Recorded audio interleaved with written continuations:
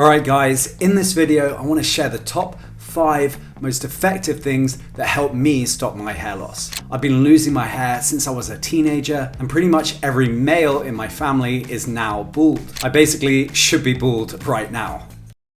This is a photo of me from about 6-7 years ago with a severely receding hairline and major thinning on the top. I've tried a lot of things over the years, but the routine I have now seems to be working really well. This isn't medical advice, this is just what works for me. Let's jump in and get started.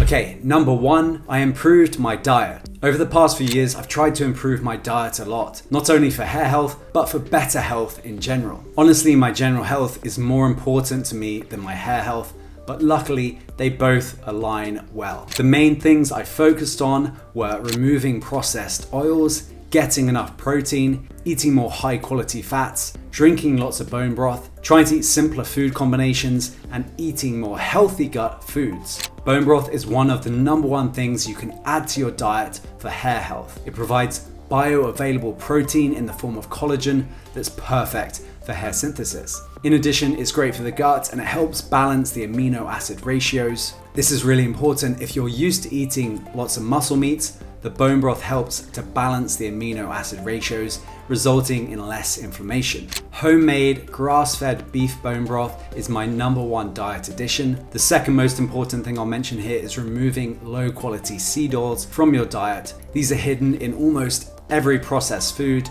and restaurant cooked foods. They will inflame your scalp and damage your hair, so make sure you remove these from your diet where possible. There's a lot more to be said here, so if you want a full video on diet, then please leave a comment below so I know that you guys want a full video on that. Alright, moving on to the next point. Number 2 is better quality drinking water. Let me put it simply, tap water is trash. If you're drinking unfiltered tap water, then you are the filter. Besides, have you looked at the inside of a water pipe? Absolutely disgusting. Tap water is full of crappy chemicals and even hormones that can damage your hair and your general health. Tap water can contain heavy metals, which then can wreak havoc on the hair growth and cause hair shedding. Okay, let's put it simply. Here's a quick list of water sources from worst to best. So worst, unfiltered tap water, this is the absolute worst. Small plastic bottled water, then larger plastic bottled water, then Brita filtered tap water, and now we're getting to the better options. Berkay filtered water, reverse osmosis water, glass bottled spring water, and pure distilled water, remineralized with minerals if you want to.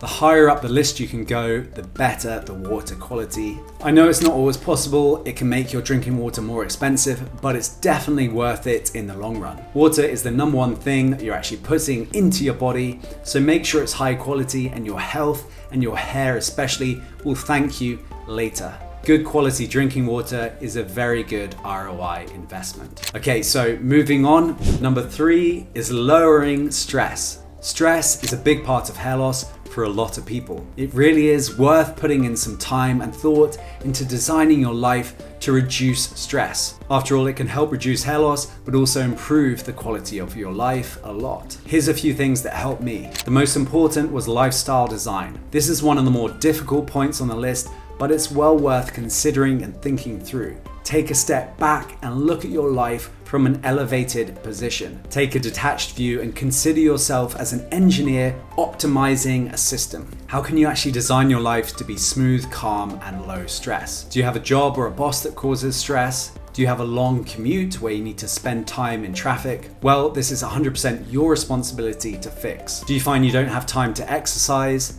Well, find a way to exercise at home. That's what I do. Do all you can to design your life to minimize those chronic stresses. Also, be aware of the different kind of stress. Some stress is good. If you're playing sports and you feel the stress of performance, that's good. But chronic stress from an unhealthy lifestyle is bad. Get outdoors, into nature, and into sunlight. Try to expose large parts of your body to the sun where you can. This is especially beneficial in the morning and evening, and even more important in winter times. Sleep is also very important.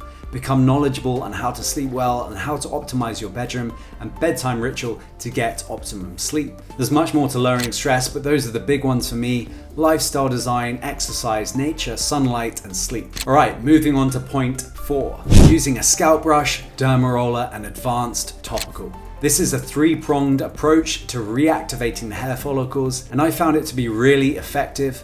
And it starts with the scalp brush. By brushing the scalp, you help remove the epidermis plaque, which allows the topical to be much better absorbed. You can even feel the difference when you first brush and then apply, as opposed to not brushing and then applying. This shows me that the topical is being absorbed much more effectively. The brush is just generally great for the scalp. It helps massage and move the scalp around, and it also helps release trapped sebum. Brush your scalp vigorously once per day and apply the topical before sleeping or whenever is convenient. Lastly, use a derma roller once per week to stimulate remodeling of the scalp tissue. Personally, I don't use a derma roller that often these days, even though I probably should do more. Scalp brushing is an absolute must though. Lastly, make sure you use an advanced topical. If you're just using plain old minoxidil, then you're missing out on those hair gains. On HairGuard, we have an advanced minoxidil solution. It's called Max Oxidil. So head over to hairguard.com if you want to find out more. All right, final point.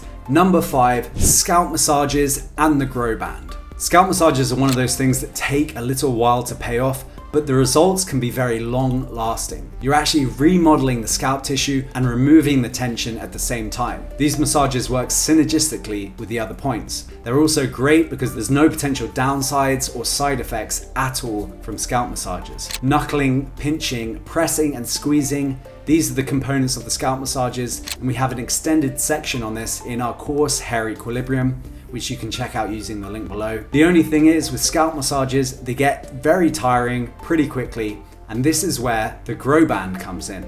I use the grow band to give fully automated hands-free massages and scalp tension relief. With just 10 minutes per day, I really started seeing a difference in the rate of my hair growth. The grow band is great if you want to be able to sit back and relax and let the device do all the hard work. If you want to see the grow band in action, I've linked to Alex's 90-day hair growth challenge, where he uses the grow band Pro for 90 days and his results surprised even him. Okay guys, so that's what really worked for me. Like I've said before on this channel, all the men in my extended family are bald: father, grandfathers, uncles, cousins. So at this stage, I feel lucky to have kept my hair fairly thick and healthy. The more aggressive your hair loss, the more powerful treatments you'll need to stack to keep your hair. DHT blockers like finasteride are very time and cost effective, but they do have side effects for a lot of people, including myself. I've met so many people who ask what I do, and when I say I run a hair care company, they tell me they've tried using finasteride but had to quit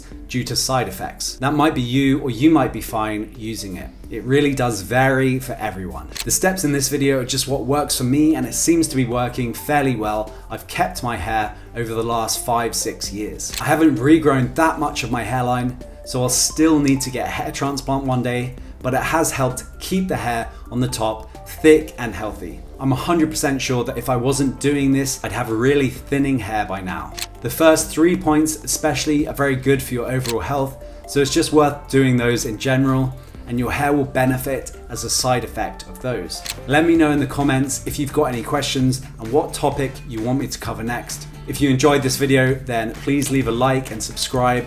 Thanks for watching, and I'll see you in the next video.